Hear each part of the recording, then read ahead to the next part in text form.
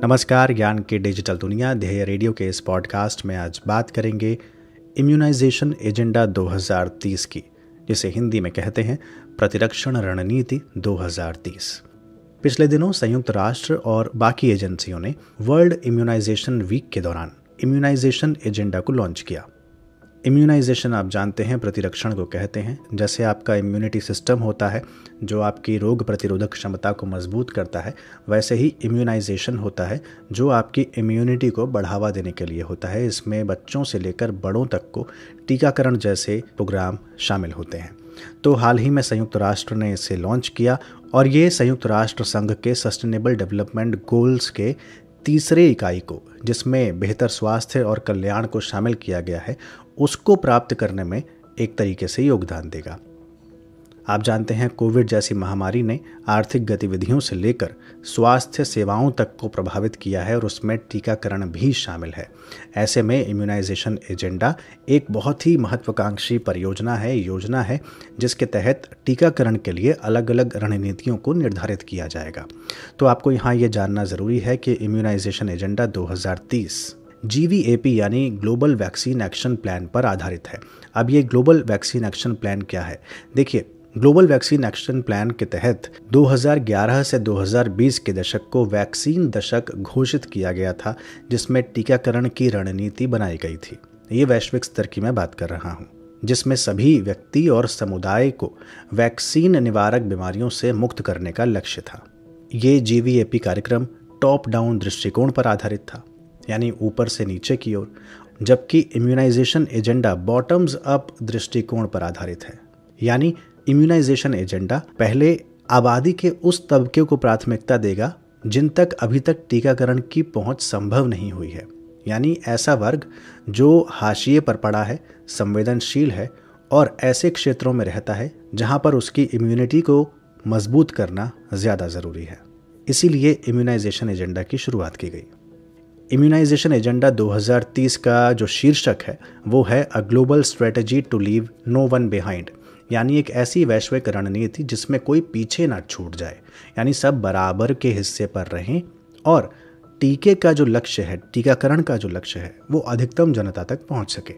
इसकी अगर विशेषताएं देखें तो अगर आप इसे पूरी तरीके से लागू कर देते हैं, यानी इम्यूनाइजेशन एजेंडा 2030 तक 50 मिलियन लोगों के जीवन को बचा सकता है। इनमें से 75% लोग कम आय वाले और निम्न मध्य आय वाले देशों में होंगे। अब आप सोचिए 50 मिलियन का आंकड़ा कितना बड़ा है और 75% कम आय वाले और निम्न मध्य आय वाले देश होंगे जहां पर टीकाकरण की सबसे ज़्यादा ज़रूरत भी है। इसका लक्ष्य अब तक आप समझ ही गए होंगे और इसका एक लक्ष्य शिशुओं, बच्चों और किशोरों को आवश्यक वैक्सीन की 90% कवरेज को प्राप्त कराना है। इसके अलावा 2030 तक टीकाकरण से जो बच्चे छूट गए हैं उन बच्चों की संख्या को आधा करना है, यानी 50% उन बच्चों को कवर करना है जो अब तक छूट चुके हैं। ये इम्यूनाइजेशन एजेंडा 4 मुख्य सिद्धांतों पर काम करेगा। पहला, ये आम लोगों को केंद्र में रखेगा। इसका नेतृत्व अलग अलग देशों द्वारा किया जाएगा।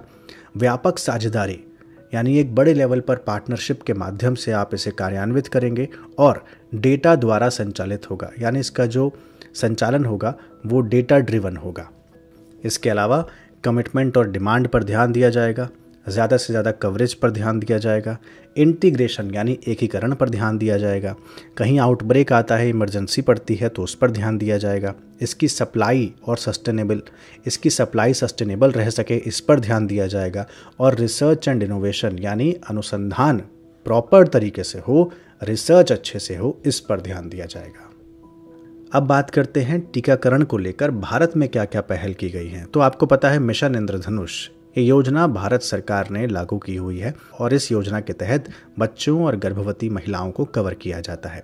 कोविड-19 महामारी के दौरान नियमित टीकाकरण में बहुत से लोग शामिल नहीं हो पाए, बहुत से बच्चे और गर्भवती महिलाएं शामिल नहीं हो पाईं, तो उनको कवर करने के लिए इंटेंसिफाइड मिशन इंद्रधनुष, सघन मिशन इंद्रधनुष 3.0 योजना शुरू की गई थी।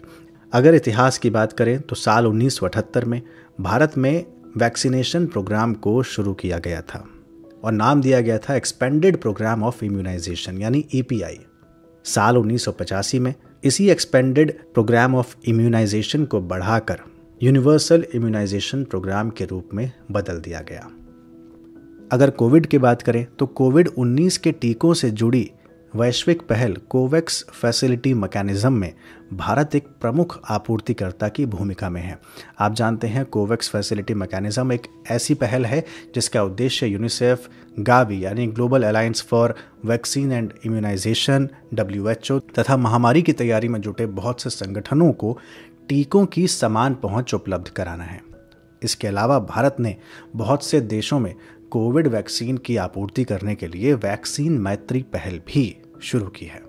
तो इम्यूनाइजेशन एजेंडा 2030 टीकाकरण को बढ़ावा देने की एक पहल है, जिसे अगर लागू किया गया तो 2030 तक आप 50 मिलियन लोगों के जीवन को बचा सकते हैं। यहाँ पर अंतिम बात यह है कि अगस्त 2020 में जब 73वीं वर्ल्ड हेल्थ असेंबली हुई थी, तब इम्यूनाइजेशन एजेंडा 2030 का प्रस्ताव पारित किया गया था, जिसे अब जाकर लॉन्च किया गया है। तो ये था आज का ध्येय पॉडकास्ट। और अब आज का सवाल आपको बताना है कि वर्ल्ड इम्यूनाइजेशन वीक यानी विश्व प्रतिरक्षण सप्ताह कब मनाया जाता है। ये जो मैंने भी आपको इम्यूनाइजेशन एजेंडा 2030 के बारे में बताया, ये दरअसल इसी विश्व प्रतिरक्षण सप्ताह यानी वर्ल्ड इम्यूनाइजेशन वीक के दौरान लॉन्च किया गया था। तो आपको मुझे बताना है कि वर्ल्ड इम्यूनाइजेशन वीक कब मनाया जाता है। अपने जवाब आप हमें कमेंट बॉक्स में दे सकते हैं। अगले पॉडकास्ट के साथ जल्द हाजिर होंगे। इजाज़त दीजिए। नमस्कार।